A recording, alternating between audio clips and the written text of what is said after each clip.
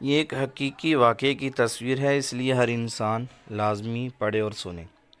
وہ خود ایک اعلیٰ عہدے پر فائز سرکاری ملازم تھا۔ اس کے 3 بیٹے تھے، تینوں سونے کا چمچ منہ میں لیے پیدا ہوئے اور شاہانہ زندگی گزرتی رہی۔ وقت تیزی سے گزرا اور اس کے نام کے ساتھ ریٹائرڈ لگ گیا۔ عہدے کی مدت ختم ہوئی، ریٹائرڈ ہو گئے اور اب زندگی کا سفر انتہا کی طرف چل پڑا۔ بیٹوں نے باپ کے عہدے سے خوب لطف اٹھایا، کہتے تھے ہمیں کیا فکر ہے، ہمارا باپ جو ہے وہ 22 گریڈ کا آفیسر ہے، ہمارے کام خود بخود بنیں گے، اور بنتے بھی رہے۔ ایک ٹیلی فون کال پر سب کچھ قدموں میں حاضر ہو جاتا تھا۔ پھر وہ دن آ ہی گیا جب بیٹے یہ بھول گئے کہ یہ وہی باپ ہے جس کے نام اور عہدے کی وجہ سے لوگ ہمیں سر کہتے تھے۔ باپ کسی بیماری کی وجہ سے چلنے پھرنے اور بولنے سے معذور ہو گیا۔ بیٹے کہنے لگے اب تو باپ کی کمزوری دیکھی نہیں جاتی۔ ایک بیٹے نے کہا ابا جان کی جو جائیداد اور مال ہے ان کی تقسیم کرتے ہیں، نہ جانے کب مر جائے، اب تو شرم آتی ہے بتاتے ہوئے کہ لوگ کیا کہیں گے کہ جب دوست آتے ہیں تو سامنے یہ بوڑھا پڑا ہوتا ہے۔ چلو ایک نوکر مستقل ان کے ساتھ رہنے کے لیے رکھ دیتے ہیں جو ان کا خیال رکھے، اور 20,000 ماہانہ اس نوکر کو دے دیں گے۔ نوکر آ گیا اور اسی گھر کے ایک کمرے میں باپ کو فرش پر گدا لگا دیا گیا۔ نوکر کو کہا کہ اس کا پورا خیال رکھنا، ہمیں کوئی شکایت نہ ملے۔ بیٹوں کی شادیاں ہوئیں۔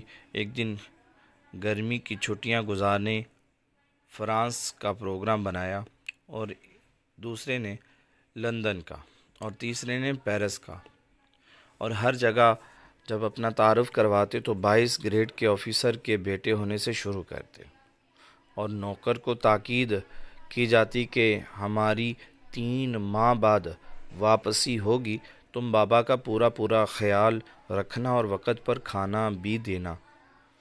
نوکر جی اچھا صاحب۔ سب چلے گئے۔ وہ باپ اکیلا گھر کے کمرے میں لیٹا سانس لیتا رہا، نہ چل سکتا تھا، نہ خود سے کچھ مانگ سکتا تھا۔ نوکر گھر کو تالا لگا کر بازار سے بریڈ لینے گیا تو اس کا ایکسیڈنٹ ہو گیا۔ لوگوں نے اسے ہاسپٹل پہنچایا اور وہ قومے سے ہوش میں نہ آ سکا۔ بیٹوں نے نوکر کو صرف باپ کے کمرے کی چابی دے کر باقی سارے گھر کو تالے لگا کر چابیاں ساتھ لے گئے تھے۔ ملازم اس کمرے کو تالا لگا کر چابی ساتھ لے کر گیا تھا کہ ابھی واپس آ جاؤں گا۔ اب بوڑھا ریٹائرڈ سرکاری آفیسر کمرے میں لاک ہو چکا تھا اور وہ چل پھر نہیں سکتا تھا، کسی کو آواز نہیں دے سکتا تھا۔ لہٰذا 3 ماہ بعد جب بیٹے واپس آئے اور تالا توڑ کر کمرہ کھولا گیا تو لاش کی حالت وہ ہو چکی تھی جو آپ تصویر میں دیکھ سکتے ہیں۔ محترم خواتین و حضرات، عبرت کا مقام یہ ہے کہ واقعہ ہم کس طرح اپنی اولاد کے لیے حلال و حرام کی پرواہ کیے بغیر ان کا مستقبل سنوارنے کے لیے تن من دھن کھپاتے اور زیادہ سے زیادہ دولت بنا کر ان کا مستقبل محفوظ کرنے کی کوشش کرتے ہیں۔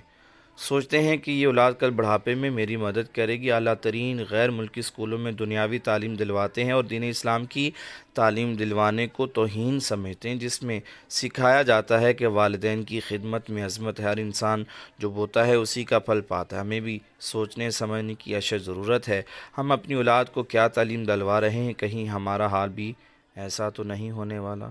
ذرا سوچئے۔